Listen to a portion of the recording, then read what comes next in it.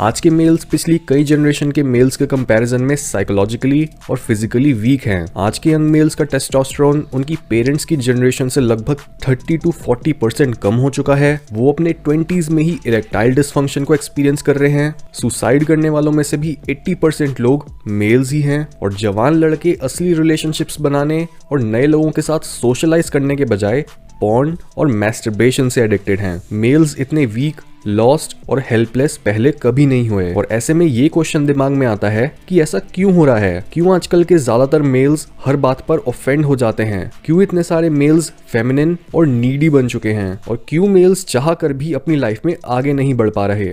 इसके पीछे दो मेन रीजंस हैं। पहला है लैक ऑफ गाइडेंस, क्योंकि हमारी लाइफ के पहले कुछ साल हम काफी कमजोर होते हैं और हम अपनी मदर पर डिपेंडेंट होते हैं सेफ रहने के लिए। जिस तरह से एक पॉइंट पर हमारी बॉडी अपनी मदर से जुड़ी हुई होती है, बिल्कुल वैसे ही पैदा होने के कुछ टाइम बाद भी हमारी साइकोलॉजी भी अपनी मदर से ही जुड़ी हुई होती है। इस पॉइंट पर एक बच्चे के लिए उसकी मदर ही उसकी दुनिया और प्यार, केयर और प्रोटेक्शन का सोर्स होती है। लेकिन लाइफ के पहले 1 या 1.5 साल के बाद एक बच्चा ये समझने लग जाता है कि वो अपनी मदर से अलग एक सेपरेट इंडिविजुअल है। जहां लड़कों और लड़कियों दोनों को ही इस स्टेज से गुजरना होता है, वहीं ये स्टेज लड़कों के लिए ज्यादा मुश्किल होता है, क्योंकि एक सेपरेट आइडेंटिटी बनाने के बाद भी लड़कियां अपनी मदर से साइकोलॉजिकली रिलेट कर पाती हैं। उन्हें अपनी फेमिनिन आइडेंटिटी एस्टैब्लिश करने के लिए कुछ भी एक्स्ट्रा नहीं करना पड़ता और उनकी बॉडी उन्हें याद दिलाती रहती है कि एक फीमेल होने का मतलब क्या है। लेकिन लड़कों के केस में उन्हें एक मैस्कुलिन आइडेंटिटी एस्टैब्लिश करने के लिए अपने आप को अपनी मदर और फेमिनिनिटी के साथ आइडेंटिफिकेशन खत्म करना पड़ता है और अपनी मदर से दूर होना पड़ता है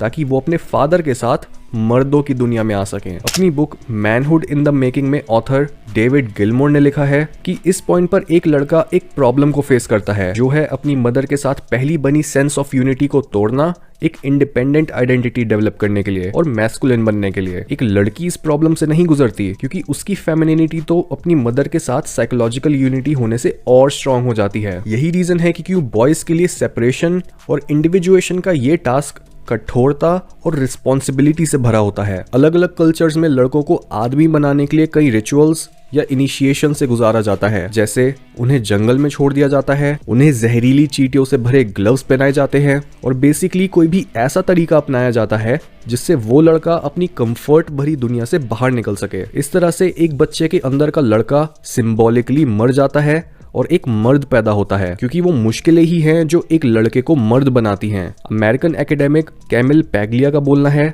कि एक औरत अपने आप में वैल्यूएबल होती है, लेकिन एक मर्द को अपनी वैल्यू बनानी पड़ती है। हाउएवर, आज के समय पर लड़कों को इनिशिएट करने के लिए कोई रोल मॉडल या एक मैस्कुलिन फादर है ही नहीं, जिसकी वजह से आजकल काफी सारे लड़के एक एडल्ट तो बन जाते हैं, लेकिन वो साइकोलॉजिकली अपनी माँ के पेट में ही रहते हैं। मॉडर्न मेल्स के वीक होने का दूसरा रीजन है डिस्कनेक्शन फ्रॉम रियलिटी, क्योंकि इनिशिएट ना होने से और बिना ये जाने कि रियलिटी क्या है, यंग मेल्स अपनी नेचुरल इंस्टिंक्ट्स को गलत जगहों पर यूज कर रहे हैं। वो असली फ्रेंड्स बनाने के बजाय सोशल मीडिया पर अपना पूरा समय बिता रहे हैं। वो डीप रिलेशनशिप बनाने और सेक्स करने के बजाय पॉर्न और मैस्टरबेशन को यूज कर रहे हैं। नेचर में रहने के बजाय वो हर समय एक बंद कमरे में रह रहे हैं और धरती से निकलने वाले नेचुरल फूड को खाने के बजाय वो जंक फूड खा रहे हैं। और इनमें से भी पॉर्न और मैस्टरबेशन मेल्स को वीक बनाने वाला सबसे बड़ा फैक्टर है, क्योंकि ये मेल्स को रियलिटी से बहुत दूर ले जाता है। और अगर हम इस फैक्टर को ठीक कर लें तो बाकी फैक्टर्स में खुद ब खुद इंप्रूवमेंट देखने को मिल सकती है। सो क्यों आज के यंग मेल्स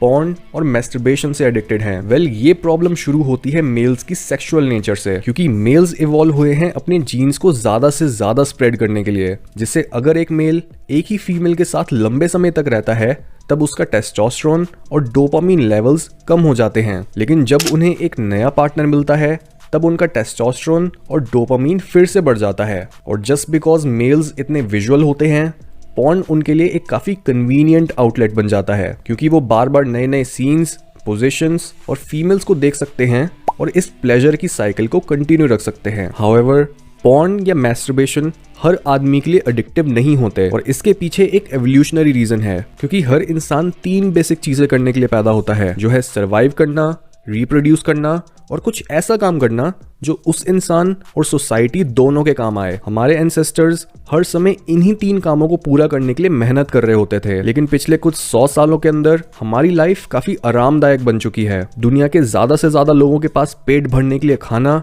रहने के लिए घर और अपने आप को एंटरटेन करने के लिए टीवी या इंटरनेट है, जिसकी वजह से ज्यादातर लोगों का सर्वाइवल ऑलमोस्ट गारंटीड है। पर आपको ये समझना चाहिए कि हम कंफर्ट के लिए नहीं बल्कि कुछ लोड उठाने के लिए, कुछ मीनिंगफुल काम करते रहने के लिए बने हैं। लेकिन जब टीवी पर चल रहा हमारा फेवरेट शो, इंटरनेट पर आई नई वेब सीरीज या पॉर्न साइट्स पर हमारा वेट कर रही अनलिमिटेड लड़कियां हमें बहकाती हैं, तब देखते ही देखते हमें इस कंफर्ट की एडिक्शन हो जाती है। और ऑब्वियसली क्यों कोई इंसान बाहर जाकर ड्रैगन्स का सामना करेगा जब वो घर पर बैठे ही कभी ना खत्म होने वाली लड़कियों की सप्लाई और एंटरटेनमेंट को एक्सेस कर सकता है, या बना बनाया खाना अपने दरवाजे तक मंगवा सकता है। इन कंफर्ट्स की वजह से एक लूजर अपने दिमाग को ऐसा फील करा सकता है जैसे वो कहीं का राजा हो या फिर उसने बहुत कुछ अचीव कर लिया हो, जिससे उस मेल की साइकी को ऐसा लगता है कि उसका सर्वाइवल पक्का है क्योंकि उसका पेट भरा हुआ है, उसने कुछ मीनिंगफुल कंट्रीब्यूशन भी दे दिया है क्योंकि वो एक आरामदायक जिंदगी जी रहा है, और जो चीज रह गई है वो है रिप्रोड्यूस करना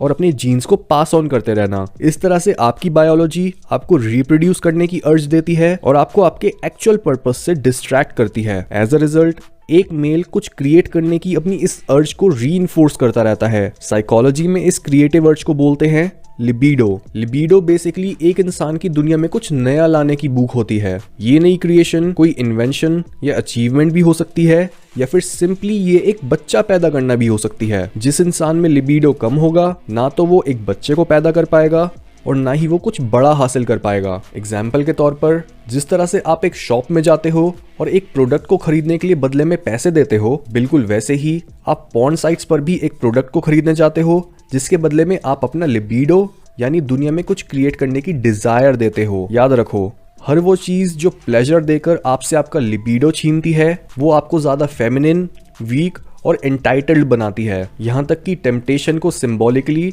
एक फेमिनिन के रूप में ही दिखाया गया है, क्योंकि सबसे पावरफुल टेम्पटेशन जो एक मेल को अपनी मंजिल के रास्ते से भटका सकती है वो एक ब्यूटीफुल फीमेल ही होती है। जितना आप अपनी इन टेम्पटेशंस के आगे झुकोगे उतना ही आप फेमिनिन नेचर के गुलाम बनते जाओगे। यही रीजन है कि क्यों ज्यादातर मॉडर्न मेल्स या तो लड़कियों को अट्रैक्ट नहीं कर पाते या फिर वो उन्हें खुश नहीं रख पाते, क्योंकि फीमेल्स को नीडीनेस बिल्कुल नहीं पसंद। आजकल के मेल्स इतने वीक हैं क्योंकि ज्यादातर समय उनकी बॉल्स एम्प्टी और उनकी पीनस सॉफ्ट रहती है। एक मर्द की तरह सोचने और एक्ट करने के लिए आपको अपने अंदर अपना क्रिएटिव जूस चाहिए। यही रीजन है कि क्यों आजकल नो फैप जैसी मूवमेंट्स इतनी पॉपुलर हो गई हैं, क्योंकि जब आपने इजैकुलेट नहीं करा होता तब आपकी कुछ क्रिएट करने की भूख मिटी नहीं होती, और ये स्टेट बहुत मैस्कुलिन होती है। मैस्कुलिन एक कंस्ट्रक्टिव एनर्जी है और फेमिनिनिटी डिस्ट्रक्टिव। अगर आप दुनिया में ऑर्डर नहीं ला रहे हो तो आप दुनिया में केओस लाओगे, और हम ये जानते हैं कि केओस फेमिनिन होती है क्योंकि फेमिनिन की ही तरह वो केओस ही होती है जो ऑर्डर को जन्म देती है। इसलिए अगर आप अपनी लाइफ को ठीक करना चाहते हो